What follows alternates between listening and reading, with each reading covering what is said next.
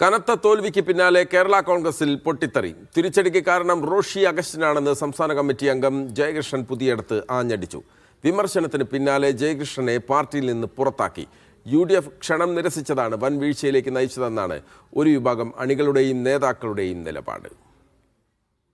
മത്സരിച്ച 12 സീറ്റിലും തോറ്റ് സംഭൂജിരായ കേരള കോൺഗ്രസിൽ കലാപക്കൊടി.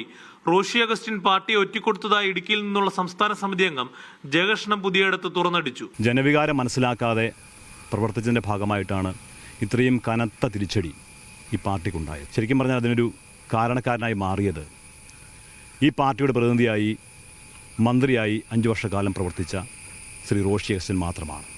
ജയകൃഷ്ണനെ ഇടുക്കി ജില്ലാ നേതൃത്വം പാർട്ടിയിൽ നിന്നും പുറത്താക്കി. അച്ചടക്കലംഘനം ചൂണ്ടിക്കാട്ടിയാണ് നടപടി. നിലവിൽ കേരള കോൺഗ്രസ് എമ്മിന്റെ അവസ്ഥ ഇതാണ്. പാലായിൽ 2ാം വട്ടവും ജോസ് കെ മാണി സി കാപ്പനു മുന്നിൽ വീണു. കാഞ്ഞിരപ്പള്ളിയിൽ ചീഫ് വിപ്പ് N ജയരാജും ഇടുക്കിയിൽ റോഷി അഗസ്റ്റിനും സിറ്റിംഗ് MLA-മാരും തോറ്റു. സഭയിൽ അംഗങ്ങളില്ലാതായതോടെ സംസ്ഥാന രാഷ്ട്രീയത്തിൽ പാർട്ടിയുടെ പ്രസക്തി നഷ്ടമായി. എക്കാലവും വിലപേശൽ ശക്തിയായി നിലകൊണ്ട കേരള കോൺഗ്രസ് ജോസ് കെ മാണിയുടെ രാജ്യസഭാ സീറ്റിൽ മാത്രം ഒതുങ്ങി. 1.5 വർഷത്തിനു ശേഷം രാജ്യസഭാ കാലാവധിയും കഴിയും. തോൽവി കേരളത്തിലെ 140 നിയോജകമണ്ഡലത്തിലുണ്ടായ ഒരു UDF മുന്നേറ്റത്തിന്റെ ഭാഗമായി ഉണ്ടായ തോൽവിയാണ്. തെരഞ്ഞെടുപ്പ് ഫലം ചർച്ച ചെയ്യാൻ ശനിയാഴ്ച Kerala Congress M steering committee യോഗം കോട്ടയത്ത് ചേരും. ഇതിനിടെ ജോസ് കെ മാണിയെ പരിഹസിച്ച് പാലാ നഗരസഭയിൽ പ്രമേയം പാസാക്കി. വിജയിക്കാൻ സാധിക്കാത്ത നേതാക്കൾക്ക് വേണ്ടി നിയമസഭയിൽ രാജ്യസഭാ മോഡലിൽ അപ്പർ ഹൗസ് വേണം.